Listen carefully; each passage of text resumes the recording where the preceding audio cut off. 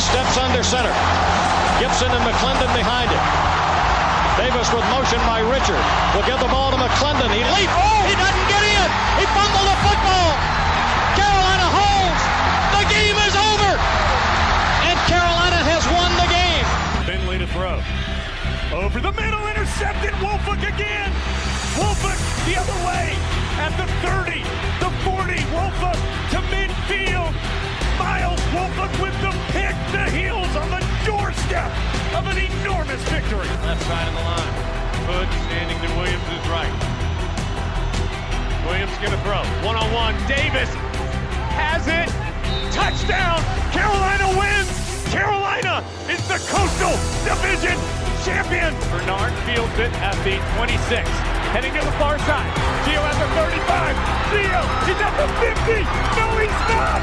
Yes, he is. Gio is going to take it for a touchdown. Are you kidding me? Connor Barth for the possible win. Snap, spot, kick away, high enough, long enough. It's good! It's good! Carolina has won the game on a 42-yard field goal by freshman Connor Barth. Good gosh, dirty! This is the Heel Tough Blog Podcast. Hey guys, and welcome in to another edition of the Heel Tough Blog Podcast. And for the first time in a while, it is time to talk some Tar Heel recruiting. And that is because the Tar Heels landed another commitment in the 2021 class. Their first in over 2 months.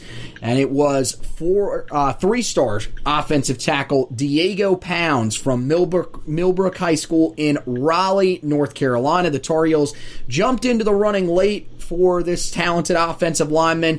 Back on August 4th was when they offered, and in under 2 months, Carolina did just enough to be able to pull out a victory on the recruiting trail. And so we welcome in our guy, Zack Hubbard. It's been a while since he's been on, but hope you've been hanging in there, man. I know things have been a little bit silent on the recruiting front from the Tar Heels, but this was something we kind of expected after how quickly they were able to add most of their guys early on in the class. Absolutely, and with it being sort of a weird recruiting cycle, stuff like this was always going to happen. With the class being pretty much filled up as is, there was always going to be a period of time such as this in which it slowed down a little. But nice to have another sort of exciting bit of news in here with a commitment of Pounds.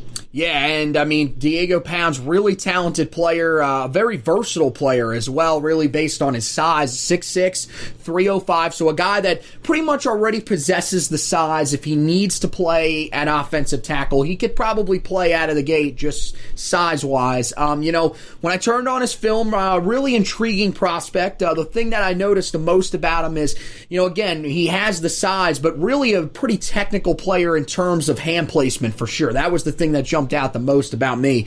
Very smart guy when it comes to getting his hands inside on defensive linemen. You see that pretty often on film against even some of the bigger guys. Really allows him to control the defender, kind of push him wherever he wants them to go. And one of the things that I thought was really interesting, I thought, he was definitely a very good run blocker. I thought the strength was there, maybe not as evident as some of the other guys. He's not quite as violent as Eli Sutton is, the guy that's already committed for the Tar Heels in the class. That's a 4-star coming out of Brentwood High School in Brentwood, Tennessee, but still a guy that I think, has some good things run blocking wise. But I was kind of shocked because of the numbers for Millbrook last year at just how good of a pass protector he was. A guy that has really solid lateral movement, can really wall off defenders, and really knows how to anchor himself and not be pushed around by guys that might have a little bit of strength on the defensive side of the ball. So I think this is ultimately a good fit for Carolina, a guy that, may take a little building, especially footwork-wise, but still somebody that Carolina fans should be very encouraged about. I know you probably went back, took a look at Pounds as well. What did you think about this 3-star prospect, and what do you think about his opportunity to potentially come in and have an impact for Carolina? Yeah, I was very excited to add Pounds to the list. I thought it was a guy that The main thing that sticks out, like you mentioned, obviously there's a good base there, but it's really the high upside. I mean, he's only been playing varsity football. I think his high school coach there, Milbert, said he had about a year of experience at the varsity level. So he's really only scratched the surface in terms of not only his technique, but probably his strength and conditioning and, really just gaining that, sort of that grinding mindset that you're looking for. But, I mean, if you just look at the physical aspects, high upside is what this guy screams. And another reason I sort of, harp on that is really you can also look at the other schools that Carolina was competing with. Not that you always want to do that, always want to look at an offer list. But when you look at sort of how this recruitment went, I mean, he was heavily pursued by Auburn. He was heavily pursued by LSU. I mean, up until the final day, pretty much there was the consideration that he was all but going to Penn State.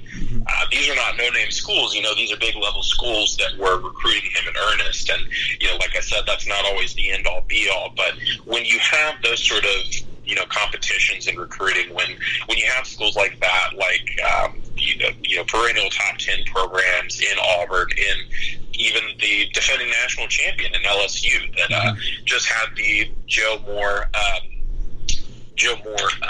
award this past year for best offensive line. Obviously, they know what they're doing to some extent in terms of offensive line from having that this past year, to have them go out and be in heavy pursuit, for a guy like Pounds. I think that speaks a lot to it. And I mean, just about anyone that you talk to within North Carolina will tell you his best football is in front of him. Now, like you mentioned, there is stuff to work on, specifically, I'd say probably the footwork at this point, and then sort of getting that mentality that just comes with, being an aggressive, physical college football player. But in terms of measurables, things along those lines, which is really, to some extent what you have to look for, especially, if you're not regularly pulling in, the high 5-star, high 4-star offensive lineman, you got to look at, what are the things that we can develop, what can we mold here, and in terms of, a moldable target, Diego Pounds, he definitely fills that mold to me.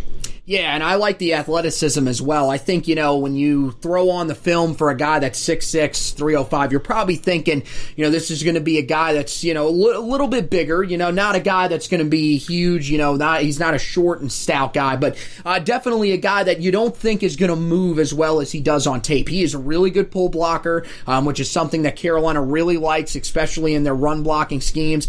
And, he's a guy that if he can get to the second level, that's where he really shows his strength. Whenever he takes on the smaller linebackers, the smaller safeties, that's where he's going to be able to show his strength, as opposed to, on the defensive line, some guys have been able to hold up with them that were, maybe a little bit smaller than him. But I think you're right. One of the things that I think the staff's really going to work on with him is developing that mean streak, saying, look, you've got the size now, use it. Push these guys around. You're bigger than them. You're more powerful than them. So let's show them that you can push them around. But yeah, I think there's a lot of things to like about here. I think, one of the things that's kind of interesting when I watched his film and I kind of think about, what Carolina is looking for on the offensive line and what his body style is, I think this guy, kind of reminds me a little bit of what Joshua Zudu is now. And, I think that's something that he could probably aspire to be for this Carolina team, which is a guy that, if they need him to play offensive tackle, he can. He's got the athleticism. He's got the pass protection ability.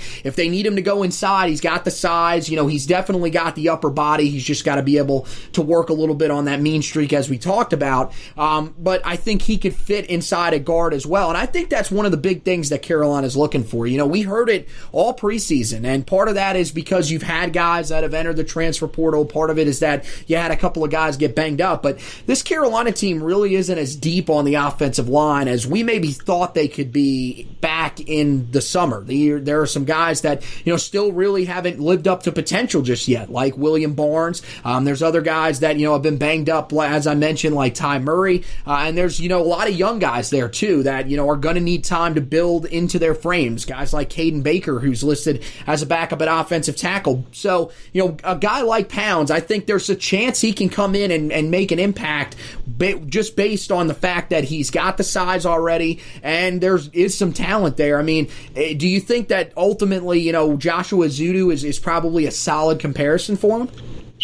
I'd say so, and I think that's one of the main things, like you mentioned, that makes him so valuable in terms of the team. I mean, really, one of the things that we discussed in the offseason is, one of the primary areas to improve upon from last year's team, and one of the areas that this Tar Heel team or Tar Heel program over the next few years is going to need to improve on to be able to compete regularly with those top teams, namely Clemson there in the ACC, is improved line play. Now, we've already seen really good recruiting along that defensive line, and we've seen recruiting along the offensive line, but it's something that will continue to be an emphasis not only with the guys on the current roster, but just in continuing to recruit that position year after year. So I think that this is a great addition, a guy that really matches up well with what you're getting from Eli Sutton after the departure of Jared Wilson. It's really hard to ask for any better sort of option. You hate to say a backup option, and that was a key sort of in his recruitment and in the storyline was that late offer. But you really couldn't ask for anything better in terms of another guy when you need to have another offensive lineman, having this sort of highly sought after, high upside lineman. You couldn't ask for anything better there, in my opinion. Well, you mentioned Penn State in it all the way until the end, and yeah, pretty much until the day before. There were even crystal balls that were cast 2 days before that had Penn State winning this recruitment, pulling this one out. From what I learned with my interview with J.J. Jones, which you guys can check out now on the Facebook page. You can also check it out in the wherever you listen to your podcast. He told me that it was a little bit earlier that all of those guys knew. I think Penn State staff probably was getting that feeling as well. But at the same time, there were a lot of experts that thought Penn State had this pulled out. So this was something where Carolina really had to make a push late because, as we learned with Diego right after he got the offer, some people thought, this could potentially be a guy that gets the offer and pops on the spot. That wasn't what happened, and part of that was because he was, felt a little left out by Carolina after, things kind of dropped off once they got Jarrett Wilson and Eli Sutton. Before that, he was hearing from Carolina. They were saying they were on, the precipice of giving him an offer, but really after they got Jarrett Wilson, apparently Carolina pretty much cut off communication with him. Some say they were still in communication with another offensive line target in Yusuf Magharbal, who we'll talk about here in just a minute. But I feel like, it was good that some of the guys, and I feel like a lot of the guys that were committed in this class were really on Diego to become a part of this class. I feel like that's an area that's really underrated in this recruitment, though. I feel like Keyshawn Silver, Ranieria Dilworth, as well as J.J. Jones, a guy who he told me when we were doing the interview the other night, he actually used to play AAU ball with Diego. So I feel like some of those guys that had relationships with them and could build upon those relationships during this process really paid off for Carolina here. Were you kind of feeling the same way going into, I would say going into Thursday, that Penn State was probably still ahead? And it almost felt, I'm not going to say it felt exactly like George Wilson's, because I think we knew Carolina was still in it and was fighting to have a chance, but it was kind of amazing how quickly things changed on the fly, and all of a sudden Carolina became the heavy favorite within a 48-hour span. Yeah, and I think, like you mentioned, I think that the more so than the timing of the offer, I think that the relationships that Pounds had played one of the biggest roles here, and I think it's been a big part of multiple recruitments that we've seen in this cycle. To note, another one would be Jabari Ritzy, the defensive lineman out of Glen High School there in Kernersville, North Carolina. Another one in which having that sort of comfortability and influence was very important there, and ultimately one of the deciding factors. But yeah, I mean, it was pretty much up until almost a few hours before the announcement that most people in the recruiting industry thought it's going to be Penn State. They've had this sort of slight lead for the longest time. There was even reports that he had been a silent commit to them.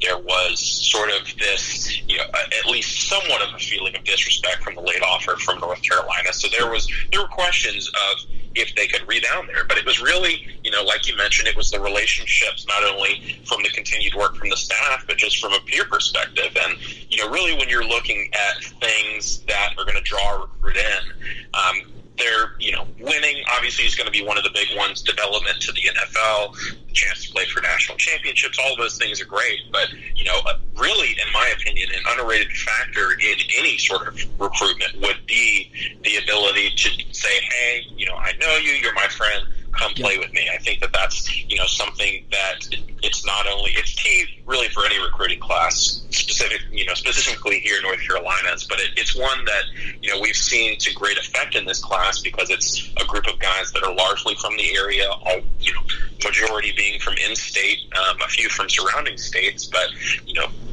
one of the biggest recruiting wins here is having that tight-knit group and, having them be able to really sort of, in mass recruit guys. And I think it can continue to have an impact, in this recruiting class with the remaining targets that are available. Yeah, and I think that, going forward, it will always be a big thing because of how influential social media is. You get the feeling that, guys that are currently committed to teams are going to play a big role. How do they reach out to these recruits? How do they kind of sell the program? Because, look, they're going through the same thing that person on the other side of the phone is. Even though they're committed, there are still coaches that will reach out to them so they could say, look, this is the reason that I picked North Carolina. And this year, I think it's bigger than any year because of everything that we're seeing with COVID-19. Guys can't take visits to campus. They can go on campus by themselves, but coaching staffs can't walk you around. They don't even have anybody at the school that can walk you around. You can give yourself a self-guided tour. That's really about it. So it's a completely different landscape this year. Guys are having to go off of, schools that they've never visited. And I think that's another big key here in Pound's recruitment was that, he never visited Penn State. He'd never been there. He'd only contacted the coaches, and that was pretty much going to be the reason that he would have ended up committing there. We've seen guys do that before, though. We saw George Wilson, who I just mentioned a little while ago. He had never taken a visit to South Carolina. Still hasn't. He's only taken a virtual visit there. This is just the landscape that you're in. So, for Carolina to have these guys that are committed in this class to step up and really value Diego Pounds and say, look, we need to get him in this class. He's an in-state guy. He's an offensive tackle that we could really use.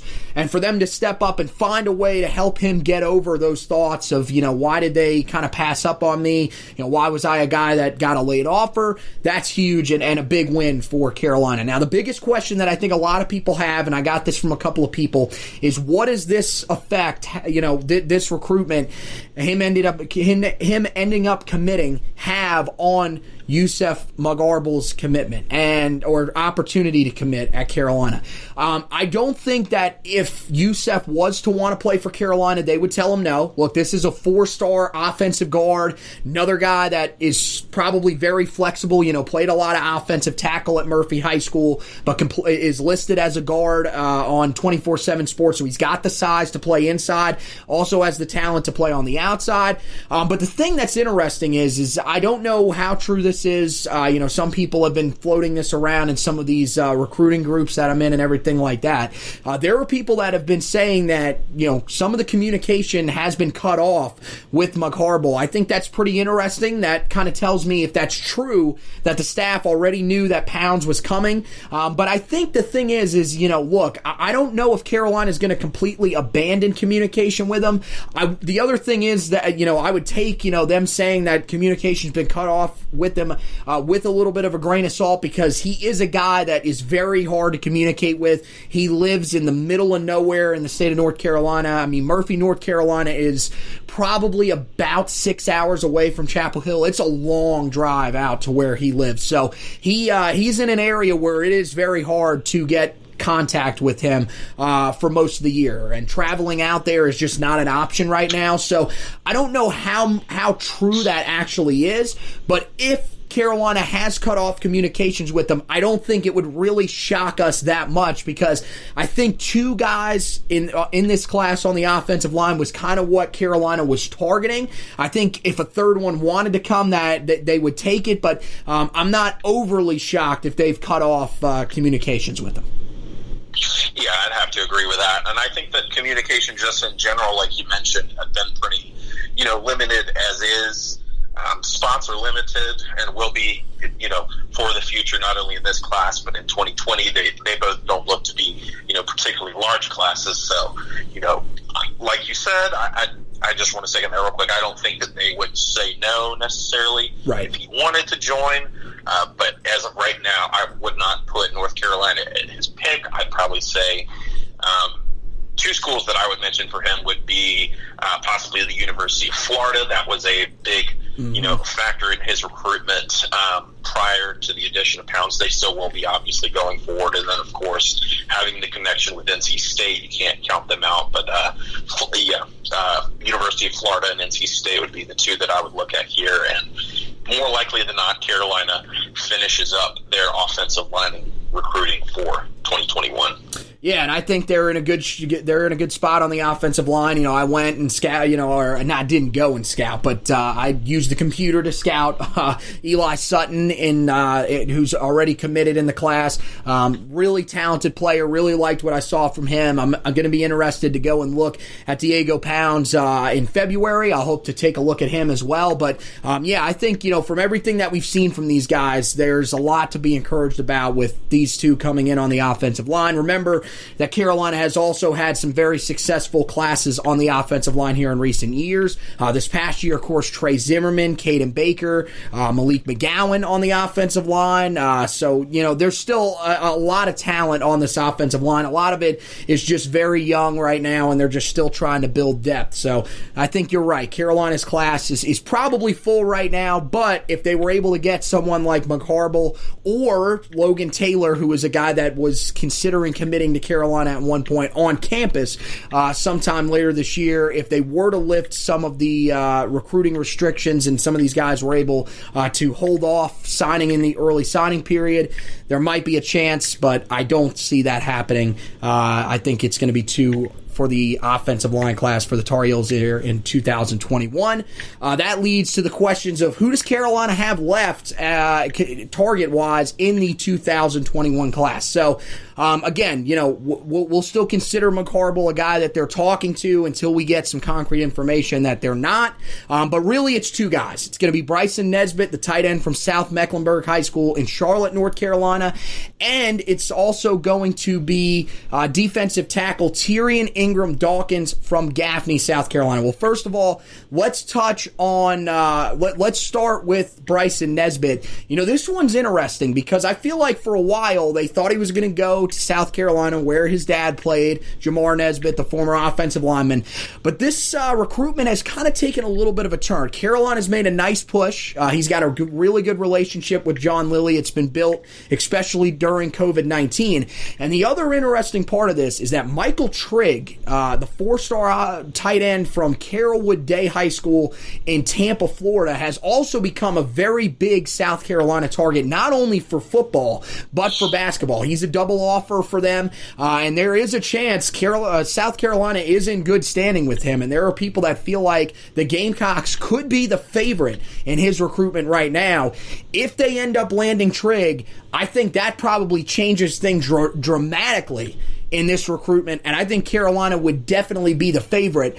I think, the fact that he's been around so many Tar Heel commits as well during a lot of the 7-on-7 stuff that we saw during the summer also helps their chances, but I think this is one that, early on, Carolina wasn't feeling great about, but the change to Coach John Lilly and Carolina really finding a way to make a push combined with South Carolina looking in a different direction, I think has really helped them in this recruitment.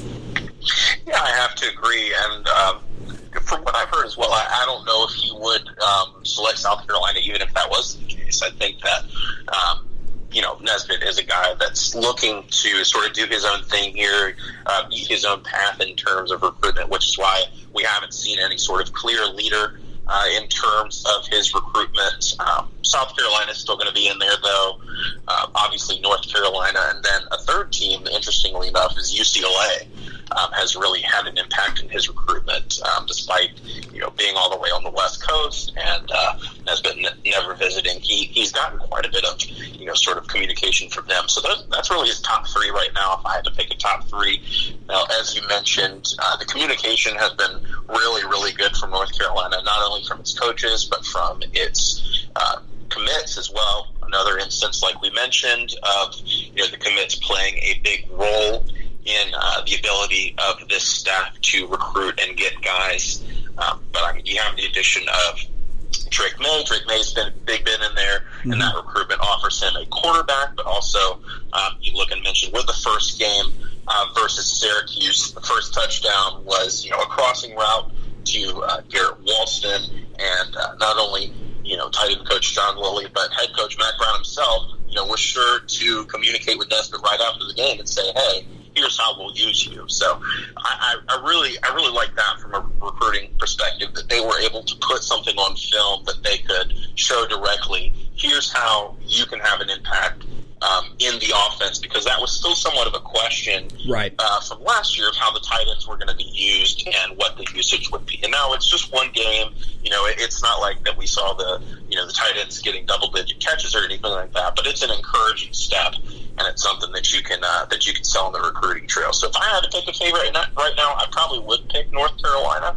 I don't think that it's necessarily finished as of yet, but I think with all the factors involved, I think that the Tar Heels are in a really good position for Nesbitt right now. Yeah, UCLA is interesting. I've heard some things about them too. I think the biggest concern for them has to be is, for him to commit there, he would likely need to take a visit. And, we've seen not only the recruiting restrictions from the NCAA, but we've seen how strict the Pac-12 has been. Now, they're going to, of course, play later on this fall, but still, they're not having students on campus at any of their schools for the entirety of the fall semester. So they're being really strict about stuff. Recruiting is going to probably remain that way. So you just wonder, if he doesn't take a visit there, is he really going to be willing to commit there? I mean, it's one thing to commit to even, if you look at some of the situations of guys committing on the East Coast to schools that they haven't been to. But, I mean, to commit to a school on the West Coast where you'd have to go cross-country might be a little bit of a different scenario. So I think you're right. I think North Carolina's probably in the lead there. And then there's Tyrion Ingram-Dawkins. I like to call him the most confusing recruit that we've seen in terms of what he's feeling on social media. He is all over the place. It is unbelievable. I would just, try not to read too much into what he puts on social media, because I feel like he's a guy that is really just soaking up the recruiting experience, I guess you would say, and that's fine. That's a way a lot of guys want to be. They want to feel, have these fan bases, really, shouting them out, trying to get them to commit there, everything like that. Some of those guys really love that stuff. But with him, I feel like Carolina's still in it. They've still got a chance. They made his top 5 that he released a few weeks ago. But when you look at this group, I still think South Carolina is still there. The team that's in state. Then you've got Georgia as well. But, North Carolina, I think they have an interesting case because of the guy that's there now, Kobe Paysauer, who transferred there for his senior year to Gaffney High School. You wonder if that is going to have a little bit of effect. Where are you standing? Where are you at with this recruitment? Because I think right now, to me, there is a clear leader. I'm interested to see if you see one too. Yeah, I think that, like you mentioned, this is a very interesting recruitment, and it's really, from my perspective, it's hard to say if, Tyrion is just a guy that's sort of playing the game, is sort of trying to, keep his cards close to the vest and, not give away too much, or if he really just doesn't, have any sort of inclination one way or the other where he's going to go. Now, from everything I've heard, even though he has been very receptive, at least on social media, to the Tar Heel sort of pitch, it doesn't sound right now like they're going to be the school.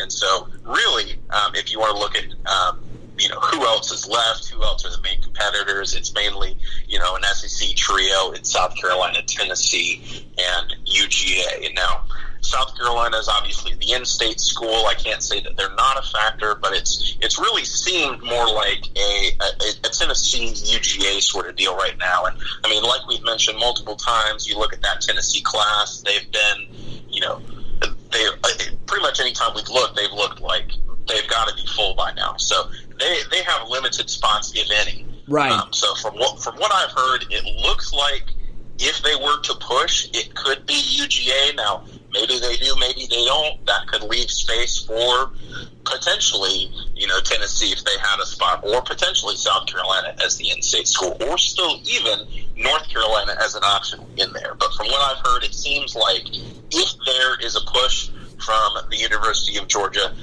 they could very well be that pick.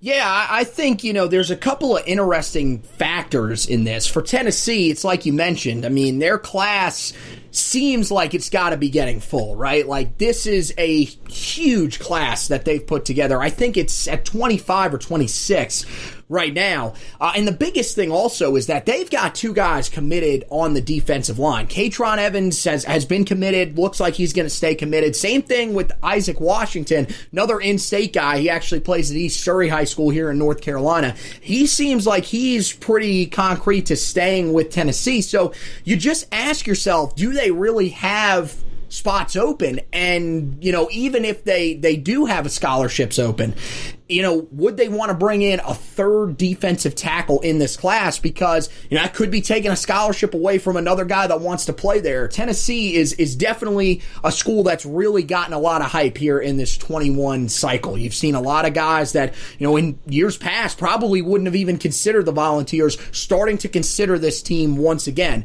The clear favorite to me, I think, is Georgia. We've seen him, do a couple of workouts and all those. Every video that he puts out on social media, he's always wearing something UGA. It feels like, they've got spots open. Now, the thing that's interesting with them is, I think it's probably been about a month now.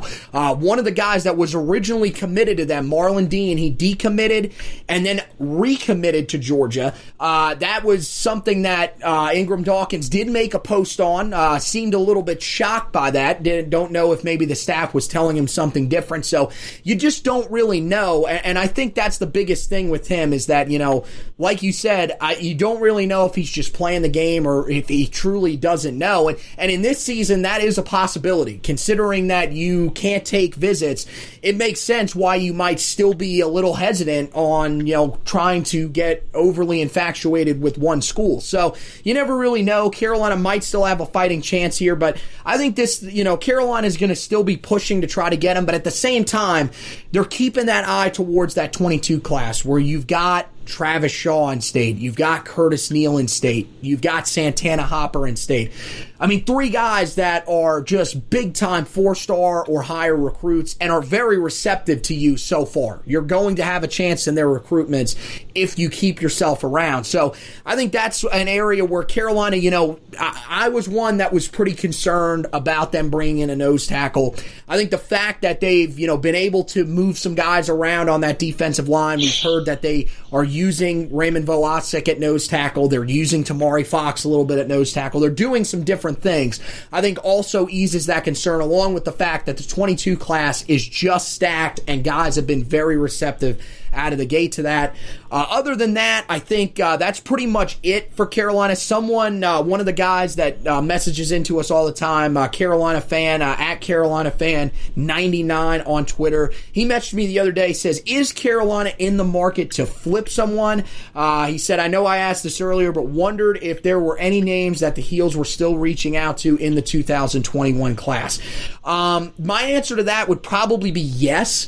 I would assume that they are probably still in some sort of contact with guys like Evan Pryor, as well as Will Shipley. Guys that are top-end commits at other schools that, you always want to stay around. You're always wanting to ask them, how's everything going? Keep tabs on them just to make sure that they're not thinking about decommitting. Because if they are, you can get back into those. I would say right now, I don't think either one of those guys are going anywhere. Those are probably the two guys that I would look at. The other guy I would look at also is Logan Taylor, who's committed to Virginia. But unless Carolina can get him on campus for a visit, I don't think that's going to happen.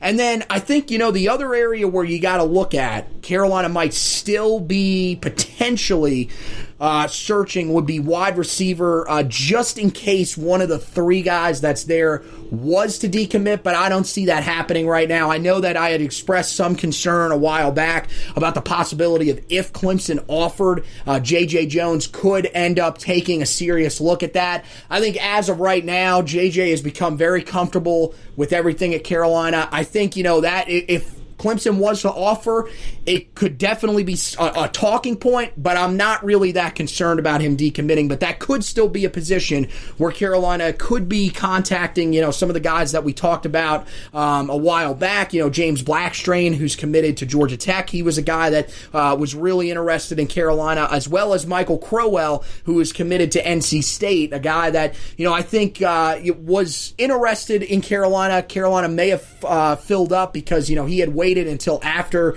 Carolina had 3 commits to commit to NC State. But I think, the answer that I would go with as of right now, if I had to give one, is that Carolina will probably not be able to flip anyone in this class. I'm assuming you're probably thinking along the same lines. I would say so, and I would say for the most part, it's not necessarily anything that they need to do. I feel like they've gotten a lot of very good guys. I mean, you look at the class in terms of just the number that they have. I mean, the majority of their commits are, 4-star composite, 4-star prospects. The guys that they have that are, rated as composite 3 stars are guys that they have, high interest in as well. So I think that more likely than not, the Tar Heel staff is very pleased with the class that they have. Obviously, like you mentioned, they're going to at least keep some of that communication on guys that, are simply too good to pass up, like a Will Shipley or maybe a Peyton Page or Zaire Patterson they might be in contact with. But, I don't foresee really any of those guys having any sort of, particular interest in flipping as of right now. And I don't see that really for any of the Tar Heel commits as well. I think that's, like you mentioned, I think it's a very tight-knit group. I think it's a group that likely is pretty much all signed up in December, pending that there is still the traditional December signing day. Obviously, with this being a very different year, we never know what can happen down the road with that. There can always be changes. We've seen changes already in recruiting and in roster management, everything along those lines. But I think that, the group that they have right now, maybe plus, 1 to 2 of the other guys that we mentioned, possibly. Like we mentioned, hard to say right now, but I think the class pretty much is what it is. Right. A few more spots maybe, but I think this is the class that you have, and then you really start focusing on 2022, building those relationships early, and building that foundation there, similar to what you did with this class here in 2021. Yeah, and I think the number, someone, that was another question that Carolina Fan 99 asked me, what do you think the number is for this class? I think, the maximum that they would probably take in this class would be 20, which was the number that we were hearing all along. I think, what's probably the likely number? Probably 18. I think Bryson Nesbitt is probably the guy that you would project there. I don't think that if they miss on Tyrion Ingram-Dawkins, they're going to look for another defensive tackle because of the things that I mentioned just a little while ago. I think if it's the other way around, if they were to, not even necessarily land Ingram-Dawkins, but if they weren't to land Nesbitt, I do think that they would potentially look to offer some more tight ends. But I still think that, even outside of that, I don't see any other positions where they're probably going to spring any new offers. I think 18 will probably be the number that you'll be looking at. A smaller class, but remember that this past class here in 2020 was big. Also, this class for 2021 technically would be 19 players because Tony Grimes did reclassify. So it's not something that should be concerning. It's also an area where if Carolina was that concerned, the 2021 class or 2022 class, they could address it. Also could address it through the transfer portal. So pretty confident in what this class is looking like coming together. As of right now, the class actually just dipped a little bit again today. I think there was a commitment possibly yesterday. So Carolina's class now down to 12th in the country. Was up to 11th after the Diego Pounds commitment, but still 12th in the 24/7 Sports composite team rankings. 3rd in the ACC. So Carolina with a very solid class following a 2020 class that currently, after they added Tony Grimes to it, finished 13th. So Carolina looking at back-to-back historically good classes here under Mack Brown in his first 2 years at Carolina. So that'll do it for this edition of the Heel Tough Blog podcast. Again, make sure you guys are checking out the website. There's a ton of really great stuff on there. You guys can check all that stuff out. We, of course, have the Diego Pounds commitment article. We're going to have a few more interesting recruiting articles that'll be coming out here over the next couple of weeks, but mainly we'll be focusing on the team on the field. Of course, they are expected to get back on the field this Saturday against Boston College. We are hoping that they will find a way to play that game. We can't really get our hopes up with everything that we've been seeing here over the past few weeks, but Carolina is going to travel to Chestnut Hill. There will be no fans in the stands, and it's going to be interesting. Carolina is basically going to be restarting the season, so we'll have you covered on all fronts for that with a preview. That'll be up on Thursday. Make sure you guys check that out, and then we'll have you covered with the recap, trench report, and stock report for that game against the Eagles. Of course, after that, Carolina also announced that today that they will be playing Virginia Tech at home on the 10th. That will be a noon game, but it will be on ABC. So a nationally televised game against the Hokies. It's an early start. It'll be interesting to see how Carolina plays in that game. And the big thing for Carolina in that game, even though it's really not going to be that big of a crowd, Carolina will have fans in the stands for that game. It's going to be 7% capacity, so won't be making a ton of noise, but could still definitely help Carolina and will be something to keep an eye on. Make sure you guys check that out. As for the podcast, of course, we have gone to video format for some of our main podcasts. You guys can check that out on the Facebook page. Make sure you like and follow the Facebook page so that you know when we put up those videos. You'll get a message that'll say we're about to premiere a video. You guys can watch that. Typically, that's going to be going up each week, usually either Wednesday or Thursday during game week, so you guys can check that out. It'll be me and Josh on that, covering you the entire season. And of course, if you're listening to the podcast on any of the apps, whether it's Apple Podcasts, Google Podcasts, Spotify, any of the places that you listen to your podcast, make sure that you rate, review, and subscribe to the podcast. Rating and reviewing will help move us up the rankings so that people that haven't found us just yet can, and subscribing will help you to be able to keep up with all of these great episodes that we have for you guys. Of course, as I mentioned, JJ Jones interview, you guys can go and check that out. Really great talking to the current Tar Heel commit, as well as some other great additions to the podcast as well that you can go back and listen to. So want to thank you guys for watching and listening. I want to thank Zack for hosting with me tonight, and as always, go Tar Heels!